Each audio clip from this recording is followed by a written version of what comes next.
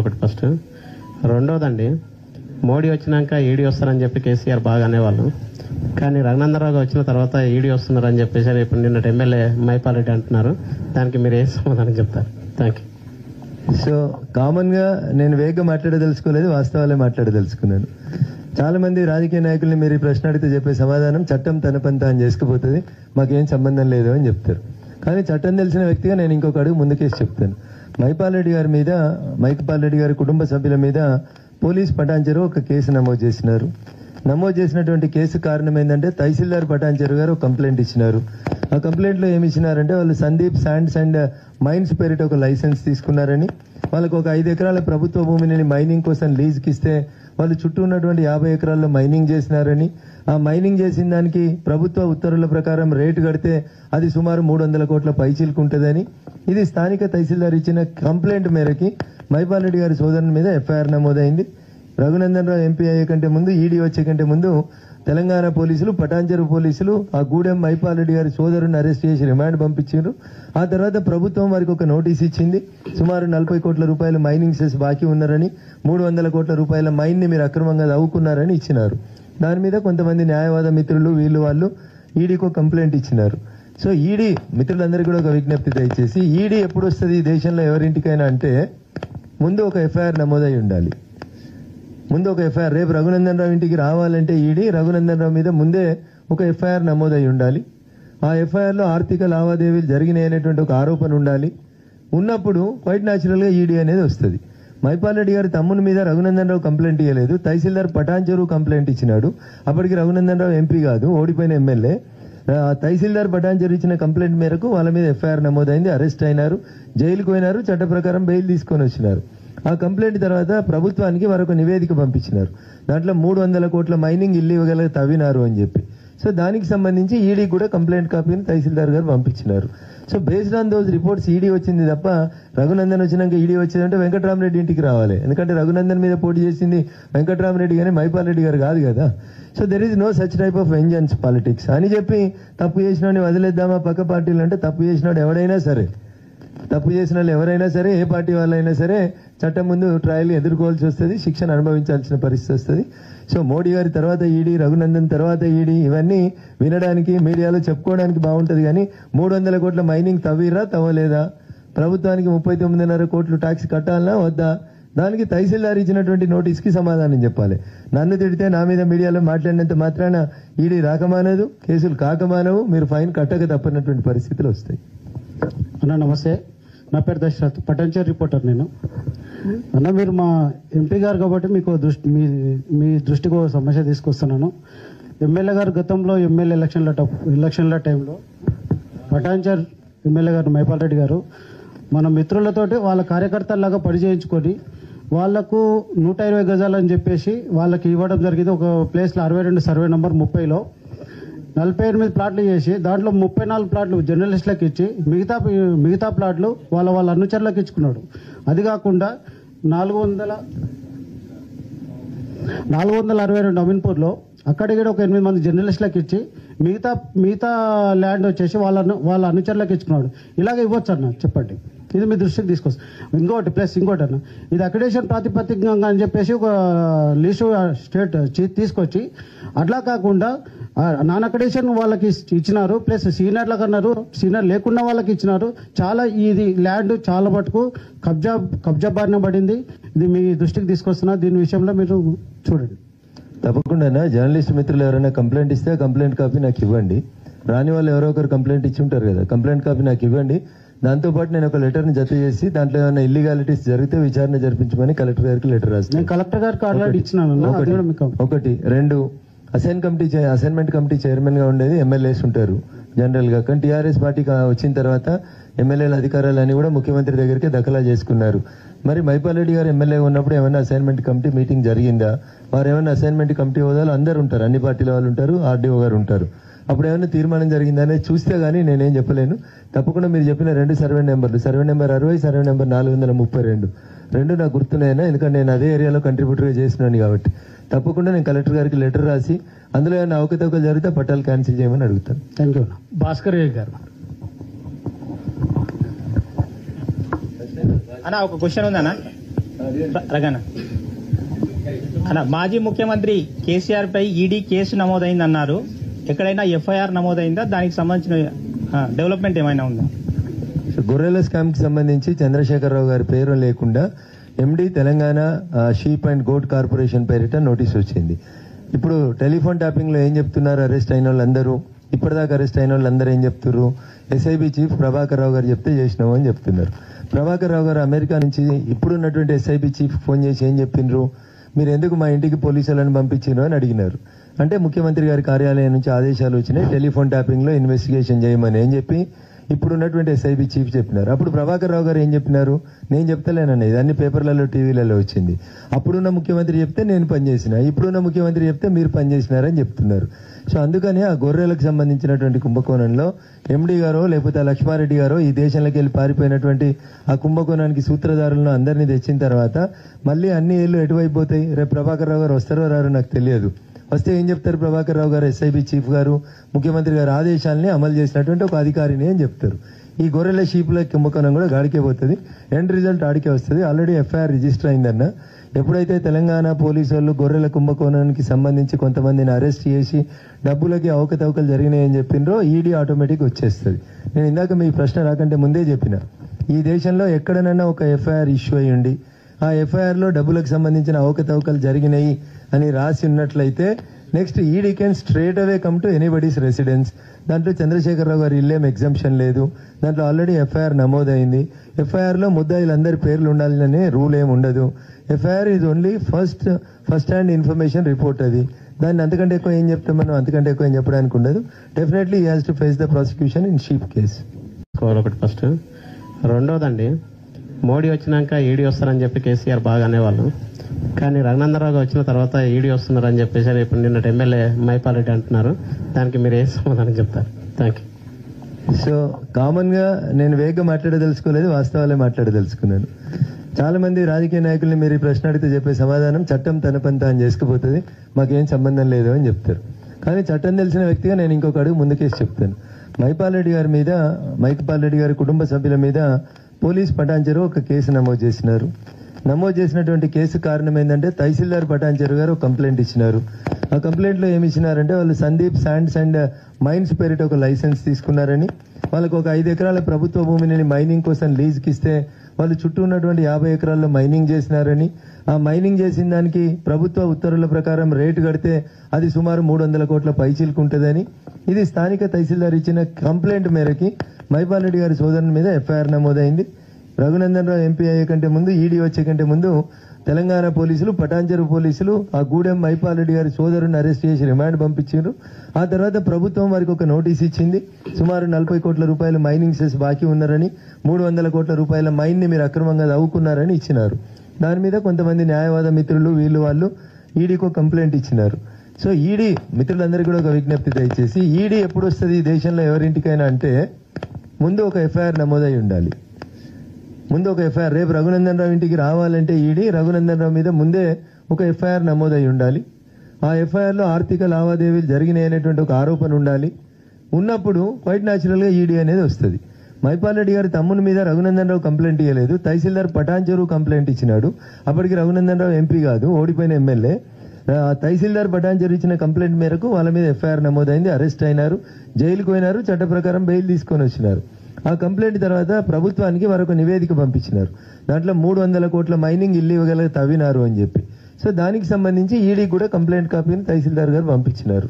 So based on those reports ED వచ్చింది తప్ప రఘునందన్ వచ్చినాక ఈడీ వచ్చేదంటే వెంకటరామరెడ్డి ఇంటికి రావాలి. ఎందుకంటే రఘునందన్ మీద పోటీ చేసింది వెంకటరామరెడ్డి కానీ మైపాలరెడ్డి గారు కాదు కదా. So there is no such type of vengeance politics అని చెప్పి తప్పు చేసినోడిని వదిలేద్దామా పక్క పార్టీలు అంటే, తప్పు చేసినోడు ఎవడైనా సరే, తప్పు చేసిన వాళ్ళు ఎవరైనా సరే, ఏ పార్టీ వాళ్ళైనా సరే చట్టం ముందు ట్రయల్ ఎదుర్కోవాల్సి వస్తుంది, శిక్షణ అనుభవించాల్సిన పరిస్థితి వస్తుంది. సో మోడీ గారి తర్వాత ఈడీ, రఘునందన్ తర్వాత ఈడీ, ఇవన్నీ వినడానికి మీడియాలో చెప్పుకోవడానికి బాగుంటది. కానీ 300 కోట్ల మైనింగ్ తవ్విరా తవ్వలేదా, ప్రభుత్వానికి 39.5 కోట్లు ట్యాక్స్ కట్టాలనా వద్దా, దానికి తహసీల్దార్ ఇచ్చినటువంటి నోటీస్కి సమాధానం చెప్పాలి. నన్ను తిడితే నా మీద మీడియాలో మాట్లాడినంత మాత్రాన ఈడీ రాకమానదు, కేసులు కాకమానవు, మీరు ఫైన్ కట్టక తప్పనటువంటి పరిస్థితులు వస్తాయి. అన్న నమస్తే, నా పేరు దశరథ్, పటాన్చెరు రిపోర్టర్. నేను అన్న మీరు మా ఎంపీ గారు కాబట్టి మీకు మీ దృష్టికి ఒక సమస్య తీసుకొస్తున్నాను. ఎమ్మెల్యే గారు గతంలో ఎమ్మెల్యే ఎలక్షన్ల టైంలో పటాన్చర్ ఎమ్మెల్యే గారు మైపాల్ రెడ్డి గారు మన మిత్రులతోటి వాళ్ళ కార్యకర్తల్లాగా పరిచయించుకొని వాళ్లకు 120 గజాలని చెప్పేసి వాళ్ళకి ఇవ్వడం జరిగింది. ఒక ప్లేస్లో 62 సర్వే నంబర్ 30లో 48 ప్లాట్లు చేసి దాంట్లో 34 ప్లాట్లు జర్నలిస్టులకు ఇచ్చి మిగతా ప్లాట్లు వాళ్ళ అనుచరులకు ఇచ్చుకున్నాడు. అది కాకుండా 462 అమీన్పూర్లో అక్కడికి ఒక 8 మంది జర్నలిస్టులకు ఇచ్చి మిగతా ల్యాండ్ వచ్చేసి వాళ్ళ అనుచరులకు ఇచ్చుకున్నాడు. ఇలాగ ఇవ్వచ్చు అన్న, చెప్పండి. ఇది మీ దృష్టికి తీసుకొస్తాను. ఇంకోటి అన్న, ఇది అక్రిడేషన్ ప్రాతిపదికంగా అని చెప్పేసి ఒక లిస్టు స్టేట్ తీసుకొచ్చి అట్లా కాకుండా నాన్ అక్రిడేషన్ వాళ్ళకి ఇచ్చినారు, ప్లస్ సీనియర్లకు అన్నారు, సీనియర్ లేకుండా వాళ్ళకి ఇచ్చినారు. చాలా ఇది ల్యాండ్ చాలా మటుకు కబ్జా బారిన పడింది. ఇది మీ దృష్టికి తీసుకొస్తున్నా, దీని విషయంలో మీరు చూడండి. తప్పకుండా జర్నలిస్ట్ మిత్రులు ఎవరైనా కంప్లైంట్ ఇస్తే కంప్లైంట్ కాపీ నాకు ఇవ్వండి. రాని వాళ్ళు ఎవరో ఒకరు కంప్లైంట్ ఇచ్చి ఉంటారు కదా, కంప్లైంట్ కాపీ నాకు ఇవ్వండి. దాంతోపాటు నేను ఒక లెటర్ని జత చేసి దాంట్లో ఏమైనా ఇల్లీగాలిటీస్ జరిగితే విచారణ జరిపించమని కలెక్టర్ గారికి లెటర్ రాస్తాను. నేను కలెక్టర్ గారికి ఆల్రెడీ ఇచ్చినాను. ఒకటి 2 అసైన్మెంట్ కమిటీ చైర్మన్ గా ఉండేది ఎమ్మెల్యేస్ ఉంటారు జనరల్ గా. కానీ టీఆర్ఎస్ పార్టీ వచ్చిన తర్వాత ఎమ్మెల్యేల అధికారాలన్నీ కూడా ముఖ్యమంత్రి దగ్గరికి దఖలా చేసుకున్నారు. మరి మైపాల్ రెడ్డి గారు ఎమ్మెల్యే ఉన్నప్పుడు ఏమైనా అసైన్మెంట్ కమిటీ మీటింగ్ జరిగిందా? వారు ఏమైనా అసైన్మెంట్ కమిటీ హోదాలు అందరు ఉంటారు, అన్ని పార్టీల వాళ్ళు ఉంటారు, ఆర్డీఓ గారు ఉంటారు. అప్పుడు ఏమైనా తీర్మానం జరిగిందా అనేది చూస్తే గానీ నేనేం చెప్పలేను. తప్పకుండా మీరు చెప్పిన 2 సర్వే నెంబర్లు, సర్వే నెంబర్ 60, సర్వే నెంబర్ 432 నాకు గుర్తున్నాయినా, ఎందుకంటే నేను అదే ఏరియాలో కంట్రిబ్యూటర్గా చేసినాను కాబట్టి. తప్పకుండా నేను కలెక్టర్ గారికి లెటర్ రాసి అందులో ఏమైనా అవకతవకలు జరిగితే పట్టాలు క్యాన్సిల్ చేయమని అడుగుతాను. Thank you. భాస్కర్ గారు అన్న, ఒక క్వశ్చన్ ఉందన్నా రగన్న అన్న, మాజీ ముఖ్యమంత్రి కేసీఆర్ పై ఈడీ కేసు నమోదైందన్నారు. ఎక్కడైనా ఎఫ్ఐఆర్ నమోదైందా? దానికి సంబంధించిన డెవలప్మెంట్ ఏమైనా ఉందా? గొర్రెల స్కామ్ కి సంబంధించి చంద్రశేఖరరావు గారి పేరు లేకుండా MD Telangana sheep and goat corporation పేరిట నోటీస్ వచ్చింది. ఇప్పుడు టెలిఫోన్ ట్యాపింగ్ లో ఏం చెప్తున్నారు? అరెస్ట్ అయిన వాళ్ళందరూ, ఇప్పటిదాకా అరెస్ట్ అయిన వాళ్ళందరూ ఏం చెప్తున్నారు? ఎస్ఐబి చీఫ్ ప్రభాకర్ రావు గారు చెప్తే చేసినాము అని చెప్తున్నారు. ప్రభాకర్ రావు గారు అమెరికా నుంచి ఇప్పుడున్నటువంటి ఎస్ఐబి చీఫ్ ఫోన్ చేసి ఏం చెప్పిండ్రు? మీరు ఎందుకు మా ఇంటికి పోలీసులను పంపించారు అని అడిగినారు.